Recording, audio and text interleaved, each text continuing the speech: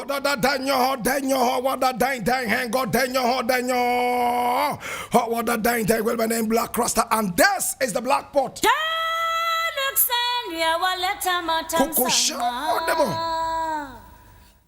And this is where we speak truth to power. I want to say thank you so much for coming along with me on this very precious journey of Pan-Africanism and consciousness. Now here we don't criticize, but if we must criticize, we'd only do that on one condition: to build and not to destroy. That is why we say we are in the service of God and country. This is the Black Pot, aka Kukushownamo, where we speak truth to power, and we are hot.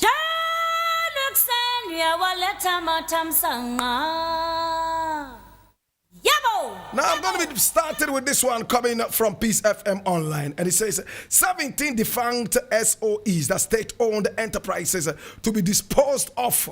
And this is coming from the minister. Now the government is contemplating disposing of about 17 defunct state-owned enterprises that are listed on the books of the State Interest and Governance Accountability, that's SIGA. Now, the minister in charge of public enterprises, Mr. Joseph Kujo, has disclosed. He said a list of enterprises had already been submitted to cabinet for approval and would be made public once the approval was given. Mr. Kujo disclosed this to the media in Accra yesterday when he took his turn at the bi-weekly ministers' briefing organized by the Ministry of Information. He said steady undertaking by the government and completed in 2019 estimated that the market value of the state's equity holding in 63 active entities stood at 35.7 billion Ghana cedis as of December 2016. Now, the minister explained that state-owned enterprises accounted for 92% of the value, while the remaining 8% represented the state's equity stake in joint venture companies.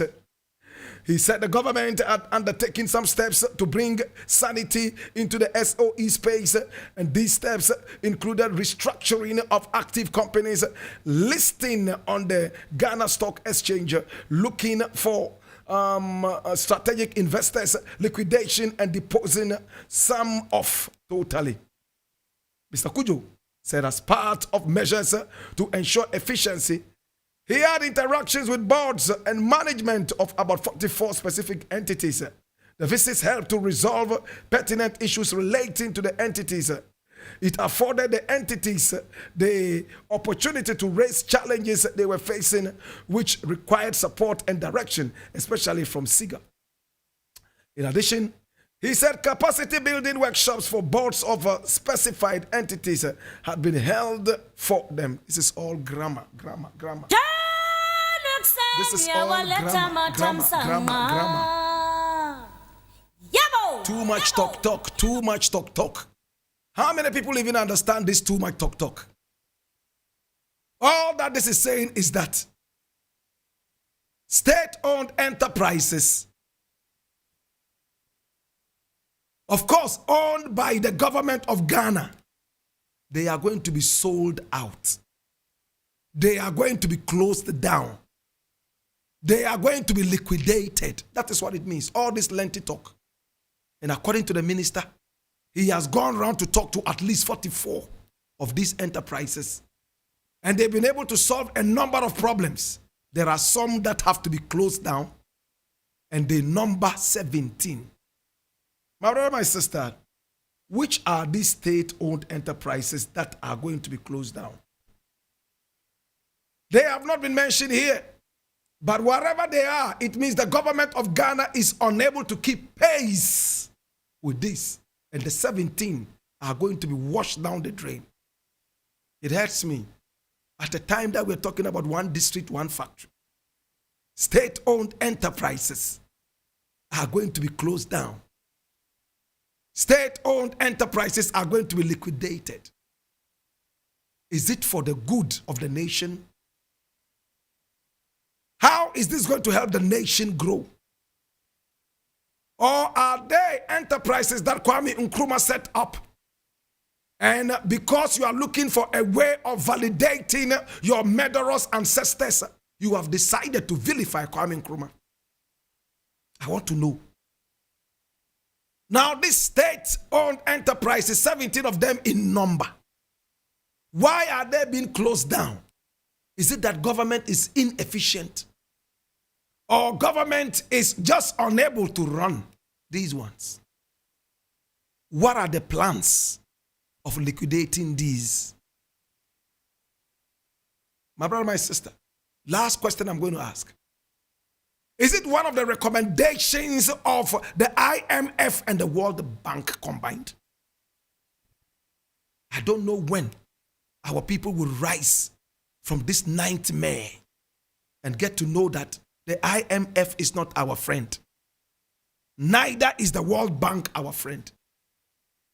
When Gaddafi came in and wanted to introduce the Agricultural Development Bank Africa, and he decided to bring about the African Investment Bank, where no African country will look outside Africa for investment, they clamped him down. They finished him. My brother, my sister, if they meant good for us, Gaddafi would have still been alive. My brother, my sister, it is so terrible what we are going through. Our leaders cannot seem to read between the lines. Our leaders are so colonialist minded, slavish minded. Our leaders, my brother, my sister, are puppets of the IMF and the World Bank and the West in general. It hurts me, my brother. 17 SOEs, state-owned enterprises, are all going down the drain. We are going to look for fresh money to start another set, which will be liquidated again after an incompetent government comes into power. So one incompetent government, from one to the other, it continues unabated, and money that has been doled out to establish state-owned enterprises would all be washed down the drain, all in the name and interest of incompetence and insolvency. When will the average African sit up and hold on to his heritage proudly? When will the average African read between the lines and know that the solution is inward and not outward? When will the average African put on his thinking cap and run away from the Western suppression and dependence? You have everything, yet you don't seem to have anything. What a paradox. To God be the glory.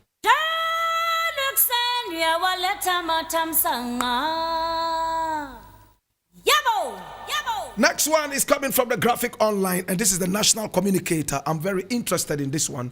It says, Speaker Bagbin sets up 7-member special committee to probe leaked audio on IGP. And I read, the Speaker of Parliament, Alban Sumana Kingsford Bagbin, has directed that a special 7-member committee to probe the alleged leaked audio containing a discussion on the removal of the Inspector General of Police, Dr. George Akufu Dampari, from office must be probed, right? Mr. Bagbin's committee will comprise 3 legislators from each side of the House, with support from a technical person to assist the committee in its investigation. The issue goes beyond defense and interior committee. And we need some of you who are good with information technology and other areas to submit your talents and skills to the committee for this work to be done.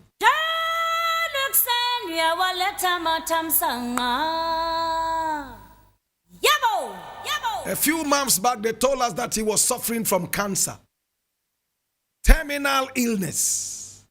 They told us that he carried his whole family to the Arab world to try and deal with his cancer.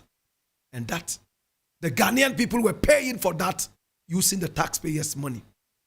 They tried to make us think that his brain had become so cancerous that he was unable, or better still, he was incapable of being the speaker.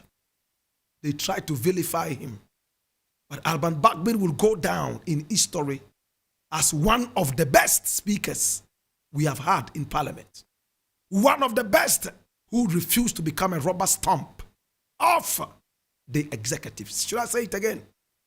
Alban Bagbin will go down in history as one of the best speakers of Parliament who refused to become a rubber stamp for the executive as other speakers have been in the past.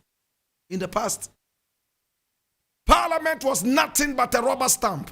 In fact, a white elephant ready to pass any gibberish that the government in power pushed. Chaff in, chaff out. My brother, my sister, the marijuana bill has been passed. Alban Bagbin will live and die and go away, but this would remain something that will be in his name. He pushed it with all his verve and energy. Now, they are shying away from investigating that dirty tape. Dirty people in power with dirty minds. They were all created by Satan. God is never proud to credit these people. It's Satan who created them. Right from Nana Akufo-Addo all the way down to Bawumia and all those jokers in power. Posterity will judge all of you so harshly. You are wicked people. Today, Bawumia is busily going around campaigning. The police service is going down the drain. They are plotting a coup d'etat to take out the IGP. Now, this president who fears coup d'etats more than any other person is so comfortably seated in his comfort zone, watching whilst a coup d'etat is staged on another, and that is the IGP. What a shame. As for this IGP, he came in so strongly. We all loved his energy. He fried Kelewele and Kose on the streets. We all loved him. All of a sudden, he started losing steam, not knowing he was the proverbial lion, just hiding in the corner there, ready to roar at the right time. The quietness of the lion does not translate into weakness. To the IGP, this is what I've been telling you all this while. The legacy that you will leave behind is better than silver and gold, diamond and pearl. I told Mahama the same thing. But no, he believed in corruption. Many people became so corrupt in the days of Mahama. Today, Mahama has sat back. He has listened to the words again and told himself, oh my God, the best to do is to work for the next generation, posterity. If you work for posterity, there is no way you can ever fail. There is no person who ever speaks the truth who ever goes down in history. No way. Other people will come and fade away. Other people will go away and visit early graves. But the true speaker shall remain stalwart and astute. Hallelujah. Alban Bagbin has done it again. They are going to investigate the tape. We all know whose voices these voices are. But authentically, we want to be able to prove this beyond all doubts. It's a shame on all those people whose voices are on the tape. You are nothing but bootlickers, ass kissers. You are nothing but hypocrites and non-patriots who are ready to devour the average Ghanaian with no mercy. Posterity is laying something beautiful for you, an early grave. To God be the glory.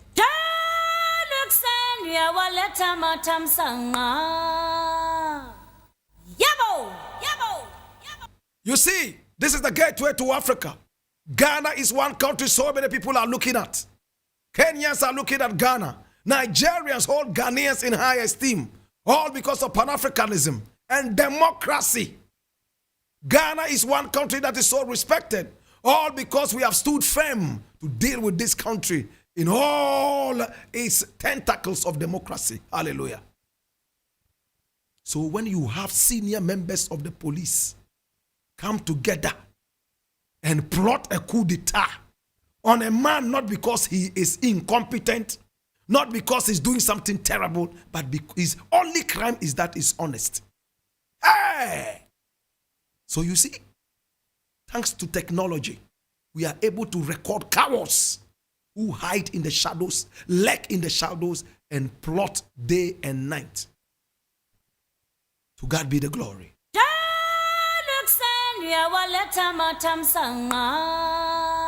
Do we all remember when the president of Ghana told Kamala Harris when she came to Ghana, oh, don't worry, as for the LGBTQI bill, let them do whatever they want to do. The bill would finally come to my table. We are waiting to see what the president is going to do with the bill when it comes on his table. Jesus. But there's a plot. Can I tell you what the plot is? And I'm reading this from my Joy Online. It says, Speaker of Parliament cited for contempt over anti-LGBTQ plus bill. Jesus. Did you see that? I'm going to read just the first two paragraphs. Now, the Supreme Court is being asked to impose sanctions on the Speaker of Parliament, Alban Bagbin, for allowing the House to proceed with the anti-LGBTQ plus bill despite pending legal actions. Researcher Dr. Amanda Odoy contends that the Speaker has treated court processes with disdain and contempt. So these are some of the things. They just simmer a little bit before you realize this becomes a raging storm. And the LGBTQI plus bill will go back to Baton. Can you see the plot? When the president said, let them make all the noise in parliament about it. Let them run around chasing each other's shadows. The bill will finally come to my table. This was what he meant. They will do everything possible to frustrate the will of the Ghanaian. They will do everything possible, my brother, my sister, to make sure that this comes to nothing. To God be the glory. Finally, I'm reading this from Ghana Web. It says, use of Kusibwatin Edu Jemfi by one person borders on criminality. So this is the pastor who is taking you to heaven. He was my senior at Tia Model Secondary School, Kumasi. This is the prophet who hears the voice of God and is directing you to heaven. He has two names, and his names border on criminality. So this is a walking alleged criminal. We're going to look at it deeper. Eric Mawena is in the house. He's wearing his Friday wear. He's running straight to me. And he's going to be taking the news at 12. Mawena, how are you doing? You good? Everything good? Yes, blessed and highly favored as always.